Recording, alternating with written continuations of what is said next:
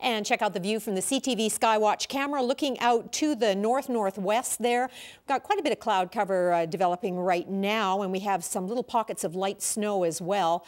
Minus 14 is where we're at right now. We did get down to minus 16 at midnight, and minus 11 was our high, and we hit that at noon. Our winds are still out of the north-northeast at 17 kilometers per hour, so our wind chill values aren't too bad, not like what they were at this time yesterday when it was really, really cold. I mean, we're still in a colder air mass there. Areas to the north even colder than what we are, but it's getting better. The winds up top are already starting to see a little bit of shift in the different various levels. That'll eventually make its way down to the surface and warm our numbers up here as well. To the west of the Continental Divide, you can see cooler temperatures there, but a little cooler than what they were yesterday, but still much better than what we're seeing on this side of the Continental Divide. And you saw the wind chill values there, which aren't as bad as what they were at this time yesterday. We're watching this system off the BC coast. This is what is going to usher in the warm front. So up top, some of the levels already seeing that shift to the west. But here in the province, you can still see this arm of precipitation that's kind of catching a ride on the jet stream.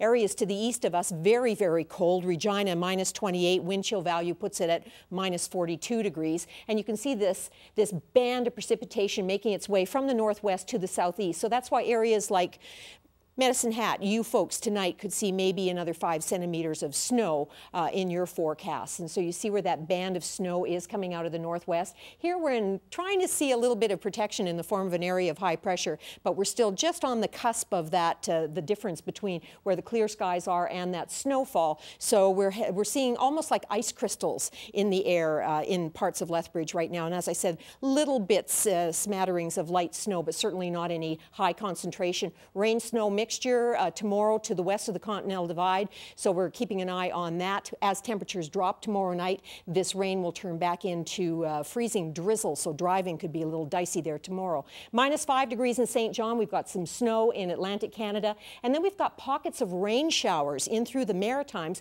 which change to freezing rain in southern Quebec. Winter storm watches and warnings out for northern Ontario and southern Ontario right now. We've got some snow in Winnipeg, minus 19. As I said, freezing temperatures in Regina, minus 28, feeling like minus 42. We've got snow in both of those locations, Regina and Saskatoon, minus 24 in Edmonton. It's cloudy on the coast in Vancouver. It's snowing in Whitehorse right now. And Yellowknife at minus 34, which is minus 42 with the wind chill, same as Regina, Saskatchewan right now. Overnight forecast, East Kootenay, you're looking at partly cloudy skies tonight, minus 5 for a low, 2 degrees, mainly cloudy tomorrow with a chance of some snow shower activity tonight, turning to rain shower activity during the day tomorrow.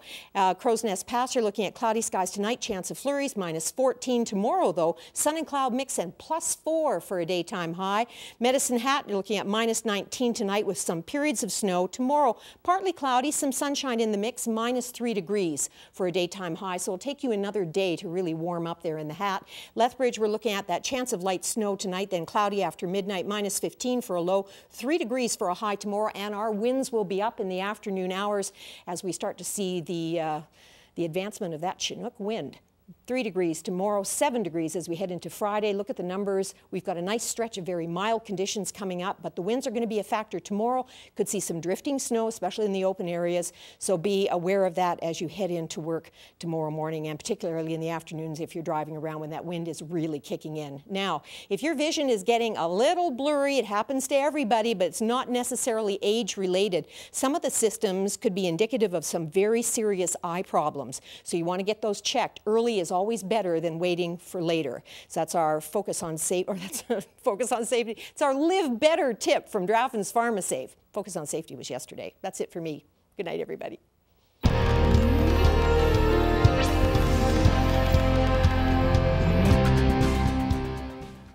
A young American sergeant who lost his arms and legs in 2009 is recovering from a double limb transplant. Driving. I used to love to drive, and it was a lot of fun for me. So I'm really looking forward to getting back to that. Well, pretty much now I can move my elbow. This was my elbow, the one I had before. I can rotate a little bit.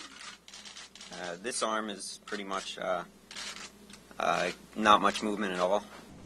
Wow, 26-year-old Brendan Morocco lost all 4 limbs in a roadside bombing in Iraq in 2009. He uses a wheelchair or prosthetic legs. He says he's okay with that, but he missed having arms. He had the transplant 6 weeks ago. Operation took 13 hours. And at the time, he also received bone marrow from the donor to minimize the risk of rejection. The doctors won't say who donated the arms. Interesting to note, though, donor and recipient don't have to be of the same gender as long as the limbs match in size, color, tissue, and blood type. We hope they derive comfort in knowing that their selfless generosity has changed the life's outlook for one of America's wounded warriors. I really don't know what to say because it's just such a big thing for my life, and it's just fantastic. I'm humbled by their gift, and they're certainly changing my life, and thank you. As we saw, Brendan is already using his left arm, but he faces a lot of rehab, 6 hours a day, and it will be years before he can have full use of the arms. This is now the 7th double hand or arm transplant in the U.S. Coming up next in sports, amazing. Heath Brown. Yeah, we're going to talk a little hockey. We got a story on Chase Shaber of the Pronghorns. He's got a unique hockey story. Speaking of amazing recoveries.